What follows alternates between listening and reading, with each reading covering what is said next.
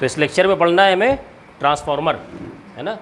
तो आज ट्रांसफार्मर का हम कंस्ट्रक्शन, उसका वर्किंग और उसके जो फॉर्मूले होते हैं, है ना, कि किस तरीके से हमें प्राइमरी जो वायर होता है, सेकेंडरी वायर होता है, उन दोनों में हमें वोल्टेज प्लस करंट दोनों फाइंड करने के लिए भी आता है, और नंबर ऑफ़ टर्न्स कभी कभी फाइंड करने के लिए भी आता है, तो वो भी कैलकुलेट करना सीखेंगे।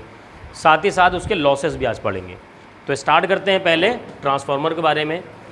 तो ट्रांसफार्मर एक डिवाइस होता है जो कि पावर को ट्रांसफ़र करता है सही मायने में।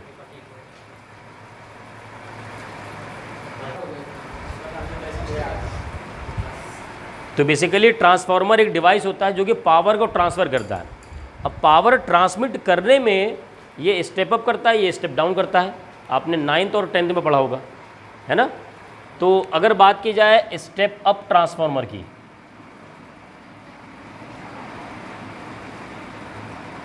स्टेप ऑफ ट्रांसफार्मर, तो इसका मतलब ये लो वोल्टेज को हाई वोल्टेज में कन्वर्ट करेगा,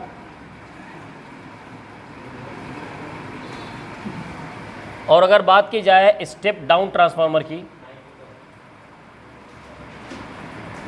तो ये कन्वर्ट करेगा हाई वोल्टेज को लो वोल्टेज में। इसका यूज़ कहाँ पर होता है? लो वोल्टेज से हाई वोल्टेज, ये यूज़ होता है पावर स्टेशंस में। उसकी वजह यह है कि जैसे जब आप हायर क्लास में जाएंगे तो जब पावर प्लांट के बारे में पढ़ेंगे, पावर प्लांट वो जगह होती है, वो सब स्टेशंस होते हैं जहाँ पर हम पावर को जनरेट करते हैं, और अगर सही मायने में कहें तो वहाँ पर पावर हम कन्वर्ट करते हैं। पावर जनरेट तो की नहीं जा सकती, वहाँ पर पावर को कन्वर्ट करते हैं। Either we are using chemical energy में, या हाइड्रोलिक एनर्जी में, या ये कहिए कि कन्वेंशनल और नॉन कन्वेंशनल एनर्जी से हम इलेक्ट्रिसिटी जनरेट करते हैं। देखिए, घर पर आपको ज़्यादातर ज़रूरत होती है मैकेनिकल एनर्जी की, फ़ैन को रोटेट करने के लिए, या मिक्सर चलाने के लिए, या किसी डिवाइस को चलाने के लिए आपको मैकेनिकल एनर्जी ज़रूरत है। लेकिन मैकेनिकल एनर्जी जहाँ जनरेट होगा उसको ट्रांसमिट नहीं किया जा सकता ज़्यादा दूर। इलेक्ट्रिकल एनर्जी एक ऐसी एनर्जी होती है जिसे आप एक जगह से दूसरी जगह ट्रांसमिट कर सकते हैं इजीली। इसीलिए पावर स्टेशंस में, पावर प्लांट में हम इलेक्ट्रिसिटी जनरेट करते हैं।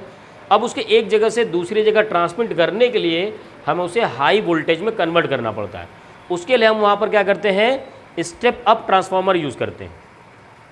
तो पावर स्टेशंस में या पावर प्लांट में हम यूज़ करते हैं स्टेप अप ट्रांसफार्मर, और जब उसको ट्रांसमिट करके घरों में सप्लाई की जाती है तो आपके मोहल्ले में, आपके चौक में, आपके घर के बगल में जो ट्रांसफार्मर रखा होता है वो होता है स्टेप डाउन ट्रांसफार्मर, यानी घर के लिए या कॉलोनी के लिए इसके लिए यूज़ करते हैं हम। ठीक है, बात करते हैं इसके कंस्ट्रक्शन की। तो कंस्ट्रक्शन कैसा होता है, ध्यान समझिए।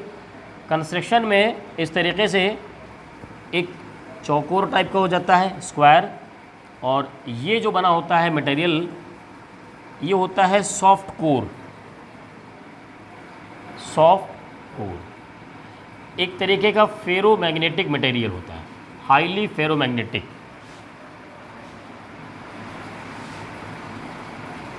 क्यों फेरोमैग्नेटिक लिया हमने, अभी समझ में आएगा। सबसे पहले आपको फेरोमैग्नेटिक की प्रॉपर्टीज जानना पड़ेगा। फेरोमैग्नेटिक मटेरियल वो होते हैं जो मैग्नेटिक फील्ड लाइन को अपने से दूर नहीं जाने देते, बल्कि दूर जा रहा होगा उसको भी नज़दीक ले आएंगे। देखो, क्लास के पहले चलने दोनों से मटेरियल हम यूज़ करते हैं फेरोमैग्नेटिक मटेरियल, क्योंकि फेरोमैग्नेटिक मटेरियल का प्रॉपर्टी होता है कि जो मैग्नेटिक फील्ड लाइन को अपनी तरफ लेके आता है, यानी अपने से पास करने की कोशिश करता है, वो अपने से दूर जाने नहीं देता। तो जब आप यहाँ पर क्या करेंगे, यहाँ पर आप प्राइमरी वाइंडिंग लगाएंगे, इसको कहते हैं प्राइमरी वाइंडिंग, और इसके अक्रॉस यहाँ पर पोटेंशियल होगा कुछ। ये याद रखिए, ये मैंने ऑल्टरनेटिंग करंट लिया है। इसका मतलब अगर मैं इसमें करंट फ्लो करूँ एट इंस्टेंट किसी टाइम, हालांकि इसका कोई डायरेक्शन होता नहीं है, लेकिन एट इंस्टेंट इसका कोई डायरेक्शन हो, तो इससे जब हम यहाँ पर करंट फ्लो करेंगे तो यहाँ पर ईएमएफ इंड्यूस्ड होगा, क्योंकि मैग्नेटिक फील्ड प्रोड्यूस होगा। उसका डायरेक्शन कैसे होगा, जब आप इस सर्कुलर में लेंगे तो इस तरीके से होगा, डायरेक्शन में, करंट का डायरेक्शन में थंब, और जैसे कर्ल करते तो मैग्नेटिक फील्ड का डायरेक्शन होगा। तो यहाँ पर क्या होता है कि कुछ मैग्नेटिक फील्ड की लाइन निकलेंगी। अब अगर ये कोर आपने मटेरियल लिया हुआ है फेरोमैग्नेटिक, तो इन लाइंस को क्या करेगा, वो बाहर जाने नहीं देंगे, बल्कि इसको ट्रांसफर कमिट कर देंगे इस तरफ, और इस तरफ आपका होगा सेकेंडरी वायर। तो यहां से जो मैग्नेटिक फील्ड की लाइन निकली वो पास करते हुए सेकेंडरी से भी पास करेंगी। इसको कहते हैं प्राइमरी वाइंडिंग। इसको कहते हैं प्राइमरी वाइंडिंग।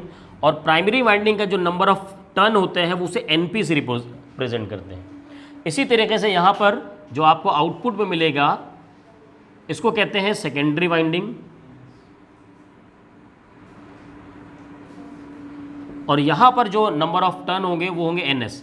ये वेरी करते हैं, एनपी और एनएस को वेरी करा के ही आप स्टेप अप और स्टेप डाउन में इसको कन्वर्ट करते हैं। वो कैसे वेरी करते हैं वो अभी उसके बारे में भी हम लोग समझेंगे। ठीक है, चलिए इसको नोट कर लीजिए। चलिए अब इसमें नंबर ऑफ टर्न्स पर देखते हैं कि किस तरीके से ईएमएफ अप और डाउन होता है, जो कि डिपेंड करता है इन प्राइमरी वाइंडिंग और सेकेंडरी वाइंडिंग के इन नंबर ऑफ टर्न्स पर। तो ये तो सॉफ्ट कोर है। मान लीजिए यहाँ पर flux in each turn in primary winding, उसको मैंने मान लिया φ1।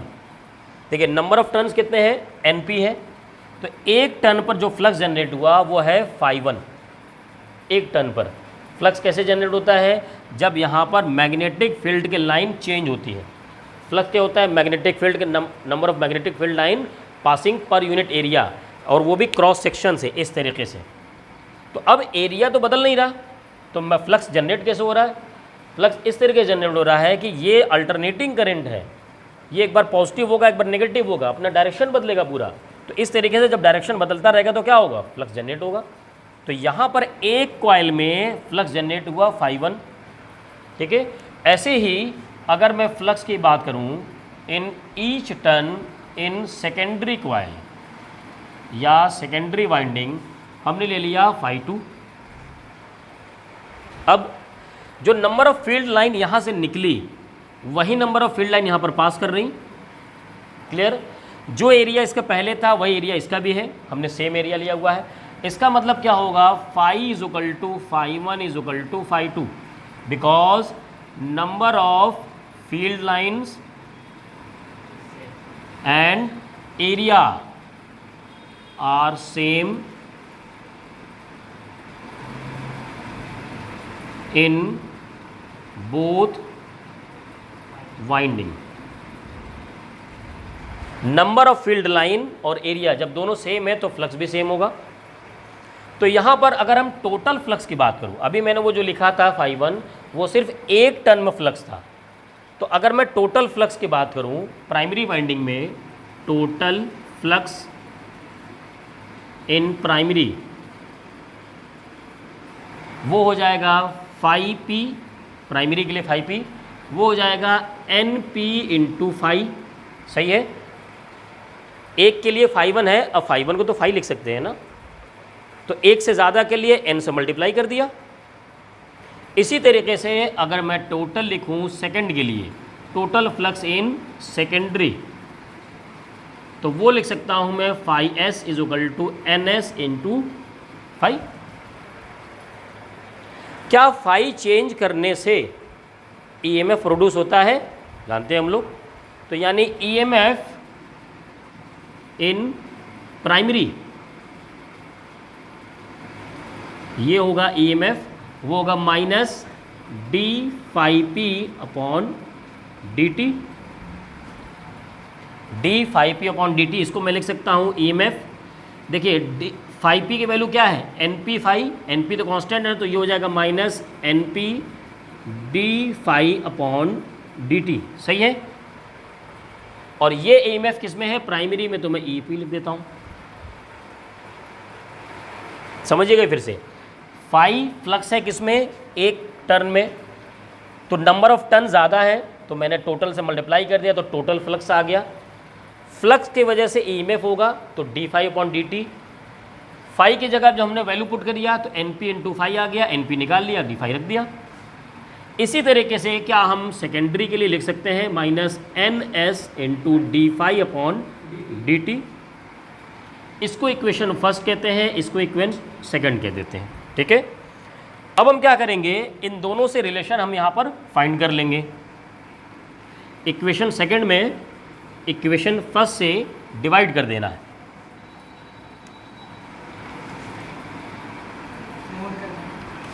नहीं रहने दो, पॉज क्यों करोगे। चलो, तो क्या करते हैं, इक्वेशन सेकंड में इक्वेशन फर्स्ट से डिवाइड कर दो। तो EMF S EMF P, second वाला टर्म ऊपर लिखना है, तो ये होगा minus NS d∅ upon dt upon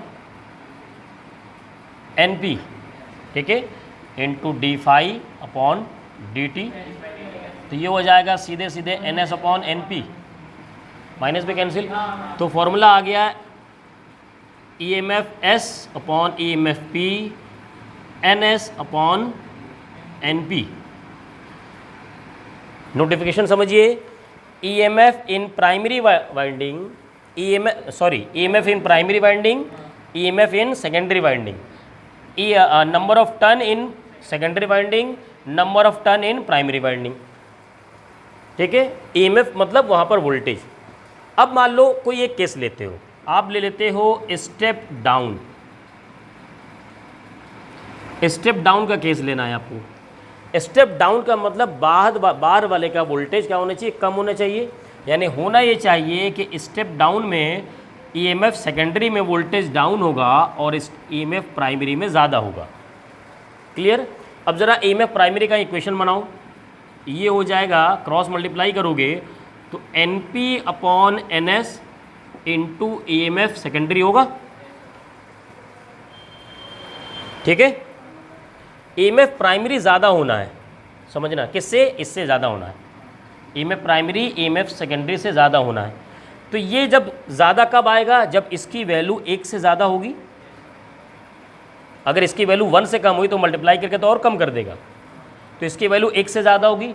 इसकी वैल्यू 1 से ज़्यादा कब होगी, जब NP is greater than NS होगा। क्लियर। इसका मतलब अगर प्राइमरी वाइंडिंग में आप नंबर ऑफ टर्न ज़्यादा रखेंगे और सेकेंडरी वाइंडिंग में नंबर ऑफ टर्न्स कम रखेंगे तो ये as a step down work करेगा। दूसरा ले लो, यहाँ पर स्टेप अप, मतलब आपको क्या करना है, बाद वाले का बढ़ाना है। तो हम क्या करते हैं, EMF secondary is greater than EMF primary. अब हमें क्या लाना है, सेकेंडरी। ज़रा देख लो यहाँ पर सेकेंडरी कैसे आएगा, EMF secondary is equal to, cross multiply करो इधर, तो NS upon NP into EMF P। अब इसको ज़्यादा लाना है, देखो, और इसको कम रखना है। तो इसको 1 से ज़्यादा होना चाहिए तभी आएगा, और 1 से ज़्यादा कब होगा, जब ऊपर वाले की वैल्यू ज़्यादा है, NS कम। यानी यहाँ आना चाहिए NS is greater than NP। Relation समझ में आ गया।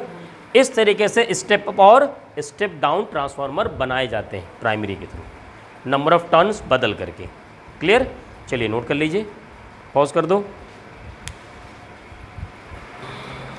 तो अब रिलेशन देखते हैं, EMF और नंबर ऑफ टर्न्स पे रिलेशन हमने फाइंड कर लिया। अब रिलेशन फाइंड करते हैं EMF, नंबर ऑफ टर्न्स और करंट में। तो इसके लिए हमें बात करनी पड़ेगी आइडियल ट्रांसफार्मर की। अभी जो हम लोग पढ़ रहे हैं वो आइडियल ट्रांसफार्मर है। और आइडियल ट्रांसफार्मर का मतलब ये होता है कि P input is equal to P output, यानी EMF primary into I primary is equal to EMF secondary into I secondary. यहाँ से रिलेशन आ जाएगा EMF primary upon EMF secondary, और ये उधर जाएगा, ये हो जाएगा I secondary upon I primary. देखिए यहाँ पर अगर नंबर ऑफ टर्न की बात करें तो वो होगा N primary upon N secondary. Primary के सामने ही प्राइमरी था, वो डायरेक्टली प्रोपोर्शनल था इसके। स्टेप अप करने के लिए अगर सेकेंडरी का पोटेंशियल बढ़ाना है आपको तो सेकेंडरी का नंबर ऑफ टर्न्स बढ़ा दीजिए, प्रोपोर्शनल था। लेकिन करंट के मामले में देखिए प्राइमरी, तो ये क्या होता है, ये इन्वर्सली प्रोपोर्शनल आ रहा। इसका मतलब आप लिख सकते हैं कि step up transformer increases EMF but decrease current and vice versa।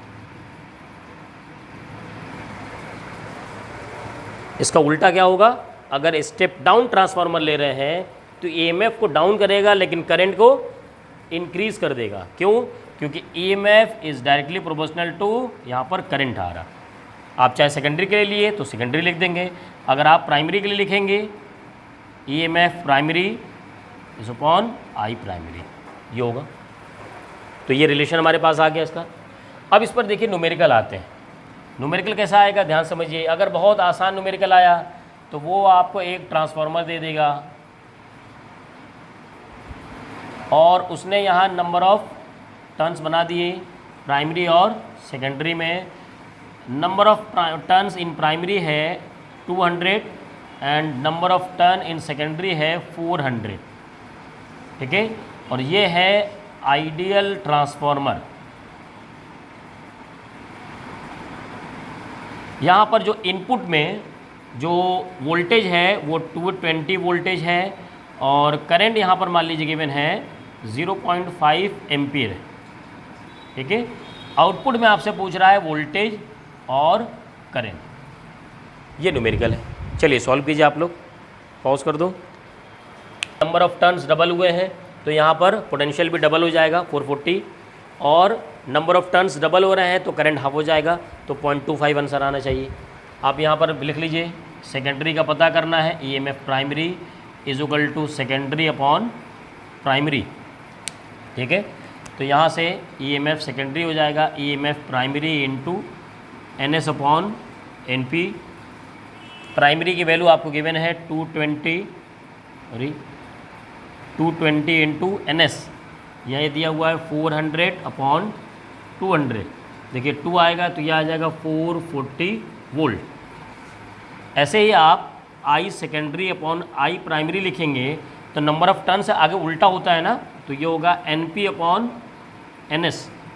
यहाँ से IS हो जाएगा IP into NP upon NS।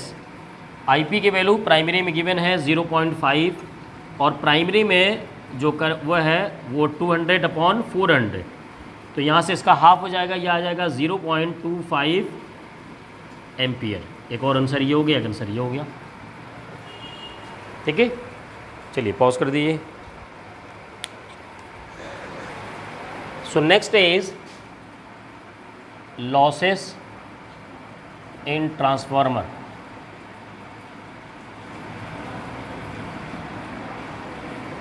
अभी मैंने आपको जो फॉर्मूला पढ़ाया था वो था आइडियल ट्रांसफार्मर के लिए, जिसके लिए P input is equal to P output था, लेकिन ऐसा होगा नहीं। एक आइडियल, एक एक्चुअल में ट्रांसफार्मर की बात करेंगे तो जो उसके इफ़िशिएंसी का फॉर्मूला होता है वो होता है आउटपुट, यानी P output upon P input. तो यहाँ पर आता है EMF आउटपुट के लिए है तो secondary into I secondary upon EMF primary into I primary into 100। अगर ये P output is equal to P input होगा तो यहाँ पर दोनों के वैल्यू कट करके 1 आ जाएगी, तो इफिशिएंसी हो जाएगी 100%, यानी वो आइडियल ट्रांसफार्मर होगा। आइडियल क्यों नहीं होता? क्योंकि इसमें से कुछ लॉसेस होती हैं। आउटपुट में हमें पूरा का पूरा पावर आउटपुट नहीं मिलता इनपुट के बराबर। वो कौन कौन सी लॉसेस होती हैं उसको समझने के लिए आइए डायग्राम में समझते हैं। हमारे पास ये डायग्राम है और इस डायग्राम में हमने सॉफ्ट कोर आयरन लिए हुए हैं। ये सॉफ्ट कोर का आयरन है। अभी मान लो हम सॉफ्ट कोर का आयरन नहीं ले रहे हैं, यहाँ पर हमने कोई स्टील ले लिया यहाँ पर। तो यहाँ पर क्या होगा, एक प्राइमरी वाइंडिंग होगा, यहाँ पर एक सेकेंडरी वाइंडिंग होगा। यहाँ पर आप क्या करेंगे, सप्लाई देंगे एसी करंट का। जब सप्लाई करेंगे एट इंस्टेंट, किसी इंस्टेंट पर अगर आप करंट का डायरेक्शन ये मान लेते हैं तो क्या होगा कि इसमें से मैग्नेटिक फील्ड की लाइंस जाएंगी। अगर ये पूरी तरीके से फेरोमैग्नेटिक मटेरियल नहीं है तो क्या ये लाइनें बाहर नहीं भागेंगी, जाएंगी, यानी ये लाइनें पूरी की पूरी इसमें ट्रांसफ़र नहीं होंगी। तो क्या होगा, फ्लक्स चेंज हो गया। हमने जो फ्लक्स φ1 = φ2 लिया था वो सेम नहीं होगा। तो जब ये नंबर ऑफ लाइंस यहाँ पर कम पहुँच रही हैं, इसका मतलब यहाँ पर ईएमएफ कम जनरेट होगा, और ईएमएफ कम जनरेट होगा तो अपने आप आउटपुट का पावर आउटपुट कम हो जाएगा। अच्छा, अब क्या कर सकते हैं आप इसकी जगह हम लोग सॉफ्ट आयरन कोर यूज़ करते हैं, ताकि नंबर ऑफ लाइंस क्या हो, मैक्सिमम नंबर ऑफ लाइंस इसी से पास करते हुए आगे जाएं, क्योंकि सॉफ्ट कोर आयरन कोर एक फेरोमैग्नेटिक मटेरियल होता है, और फेरोमैग्नेटिक मटेरियल वो होता है जो मैग्नेटिक फील्ड लाइन को अपने अंदर से पास करने की कोशिश करता है ज़्यादा से ज़्यादा, लेकिन फिर भी कुछ न कुछ क्या होगा, यहाँ पर लाइंस बाहर चली जाएंगी। इस लॉस को कहते हैं फ्लक्स लीकेज। आई थिंक समझ में आ गया होगा कि नंबर ऑफ फील्ड लाइंस बाहर चली जाती है, उसको कहते हैं फ्लक्स लीकेज। अब दूसरा लीकेज होता है, लॉस होता है, वो होता है रेजिस्टेंस की वजह से। वो भी होता है, समझाते हैं भी। दूसरा होता है रेजिस्टेंस की वजह से। आपने यहाँ पर क्या लिया है, कॉइल लिया हुआ है। अच्छा, ये जो कॉइल वायर होते हैं ना, जनरली कॉपर के होते हैं, तो इस कॉपर वायर में क्या होगा, रेजिस्टेंस होगा। उस रेजिस्टेंस की वजह से क्या वहाँ पर हीट जनरेट होगा, I² RT। R जितना ज़्यादा उतना ही ज़्यादा H हीट प्रोड्यूस होगा, और हीट प्रोड्यूस हो तो क्या होगा, वो बाहर की तरफ लॉस हो जाएगा। इसका मतलब R किस पे डिपेंड करता है, वो डिपेंड करता है ρL/A। ये जो रो है ये तो इसमें स्पेसिफिक है, ये तो मटेरियल प्रॉपर्टी होती है। तो L और A, इसका मतलब आप L को अगर इंक्रीज़ करेंगे तो R इंक्रीज़ होगा, और आपको R इंक्रीज़ नहीं करना है, R को डिक्रीज़ करना है ताकि लॉसेस कम हो। दूसरा काम हो सकता है भाई, नंबर ऑफ वाइंडिंग तो आपको उतनी करनी पड़ेगी। दूसरा काम ये हो सकता है कि आप थिकनेस बढ़ा दीजिए, एरिया बढ़ाएंगे यानी थिकनेस, तो थिक वायर यूज़ किया जाए। और थिक वायर कहाँ पर यूज़ किया जाए, जहाँ करंट ज़्यादा फ्लो हो रहा हो, जहाँ करंट ज़्यादा फ्लो हो रहा। अब बताओ, अगर स्टेप अप ट्रांसफार्मर है तो करंट किस तरफ ज़्यादा फ्लो हो रहा होगा, स्टेप अप ट्रांसफार्मर का मतलब, स्टेप अप का मतलब इधर ईएमएफ कम है, इधर ईएमएफ ज़्यादा है, और ईएमएफ और करंट का इन्वर्सली प्रोपोर्शनल का रिलेशन है। सॉरी, ठीक है। तो अगर ईएमएफ ज़्यादा है तो करंट कम होगा। स्टेप अप का मतलब इधर सेकेंडरी ज़्यादा है प्राइमरी से, ये स्टेप अप का मतलब हुआ। तो सेकेंडरी में ईएमएफ ज़्यादा, तो यहाँ पर करंट कम, तो यहाँ करंट कम तो यहाँ करंट ज़्यादा होगा। यहाँ करंट ज़्यादा है तो क्या करिए, यहाँ पर थिक मटेरियल यूज़ करिए। जहाँ करंट ज़्यादा है वहीं पर क्या करिए, वायर को थिक कर दीजिए। जब इसका एरिया बढ़ा देंगे तो रेजिस्टेंस कम हो जाएगा, रेजिस्टेंस कम हो जाएगा तो क्या होगा, H कम हो जाएगा, तो एक लॉस ये कम हो जाएगा। समझ में आ गया। पहला लॉस फ्लक्स लीकेज, दूसरा है रेजिस्टेंस लीकेज। तीसरा लॉस समझते हैं हिस्टेरिसिस लॉस। हिस्टेरिसिस लॉस, देखो होता क्या है, आप ऑल्टरनेटिंग करंट यूज़ कर रहे हैं, ऑल्टरनेटिंग करंट यूज़ करेंगे तो डायरेक्शन ऑफ करंट चेंज होगा, डायरेक्शन ऑफ करंट चेंज होगा तो मैग्नेटिक फील्ड की लाइन का डायरेक्शन चेंज होगा, direction current change, magnetic field का डायरेक्शन चेंज, फ्लक्स का डायरेक्शन चेंज। तो वहाँ पर क्या होगा, यहाँ पर हिस्टेरिसिस के जो कर्व वो ड्रॉ करेंगे आप, ये इस तरीके से होता है, ये होता है I, ये होता है H। तो ये क्या होता है, ये थिक होता है, ये क्या होता है, थिक होता है। अब किस मटेरियल के लिए थिन होगा, जितना ज़्यादा ये थिक होगा, जिसका जितना ज़्यादा इसका एरिया होगा उतने ज़्यादा लॉस। इसके लिए क्या करेंगे आप, इसके लिए क्या करना पड़ता है, सॉफ्ट आयरन कोर। अगर आप स्टील यूज़ करेंगे ना, स्टील एक अच्छा मटेरियल है, लेकिन उसकी ख़राबी यही है कि देखो उसमें भी मैग्नेटिक फील्ड लाइन अच्छी खासी प्रोड्यूस होती है, फ्लक्स ज़्यादा प्रोड्यूस होगा, है ना, तो ईएमएफ भी ज़्यादा आप बढ़ा सकते हैं। लेकिन यही है कि उसमें ये जो हिस्टेरिसिस जो कर्व है ये थिक होता है, चौड़ा होता है। इसको क्या करना है, थिन करना है। वो थिन किसके लिए होता है, soft iron core, soft iron core. इसीलिए हम यहाँ पर क्या करते हैं, सॉफ्ट आयरन कोर यूज़ करते हैं ताकि हिस्टेरिसिस लॉस को रिड्यूस किया। आप देखो ना, ये H है, ये I है। H क्या है भाई, हीट। ये जितना ज़्यादा थिक होगा उतना ही तो ज़्यादा हीट होता जाएगा। ये तो अलग से पढ़ाने का टॉपिक है, फिर से समझा देंगे। हिस्टेरिसिस होता किस वजह से मैंने समझाया, ऑल्टरनेटिंग करंट डायरेक्शन चेंज हो रहा है, डायरेक्शन चेंज होने से मैग्नेटिक फील्ड के डायरेक्शन चेंज होगा, लाइंस का डायरेक्शन होगा। जब वो लाइंस का डायरेक्शन चेंज होगा तो उससे क्या होगा, ये जो कर्व ड्रॉ करते हैं ना, वो कर्व जो है बहुत बड़ा चौड़ा आता है, थिक आता है। तो ये लॉस का डायरेक्शन होता है कर्व, इसको हमें क्या करना हो, थिन करना होता है। और थोड़ा ये डिटेल में पढ़ना पड़ेगा, है ना। हाँ, ये अलग टॉपिक है, ठीक है। तो ये एक लॉस हो गया। दूसरा एक लॉस है एडी करंट लॉस।